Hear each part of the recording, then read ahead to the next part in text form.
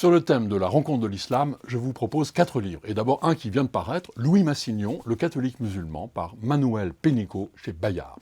Louis Massignon fut vraiment un homme exceptionnel. Il est connu comme professeur au Collège de France, père un peu de toutes les études universitaires sur l'islam. Il a été un des premiers, parce qu'il est né à la fin du XIXe siècle, à s'intéresser donc à l'islam en allant aux sources. Il a même été admis en tant que chrétien à l'université El-Azhar en 1909. Mais ce qui nous le rend aussi très intéressant et très important, c'est que c'est par sa rencontre avec l'islam qu'il a redécouvert son catholicisme dont il s'était plus ou moins éloigné.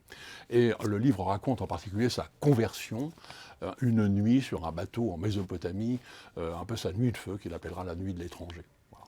Pour approcher sa démarche, il utilisait beaucoup le mot d'hospitalité. Pour rencontrer l'islam, il faut se faire l'hôte de l'islam, dans le double sens que le mot a en français. L'hôte, c'est aussi bien celui qui reçoit que celui qui est reçu. Voilà. J'enchaîne avec un gros livre savant, un coffret de 3000 pages, qui s'appelle « Le Coran des historiens » aux éditions du Cerf.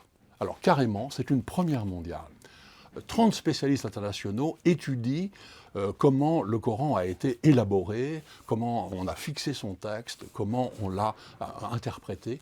Et cette démarche à la fois très respectueuse, mais aussi très libre de l'approche du Coran est tout à fait inédite. Et le livre aussi fait donc un commentaire des 114 sourates mot à mot.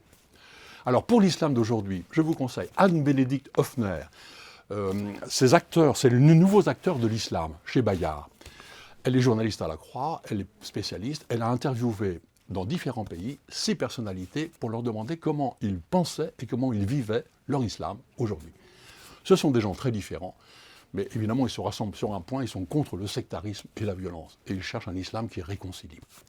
Et enfin je termine par Adrien Candiard, un livre dont on a beaucoup déjà parlé sur KTO, Comprendre l'islam, ou plutôt pourquoi on n'y comprend rien.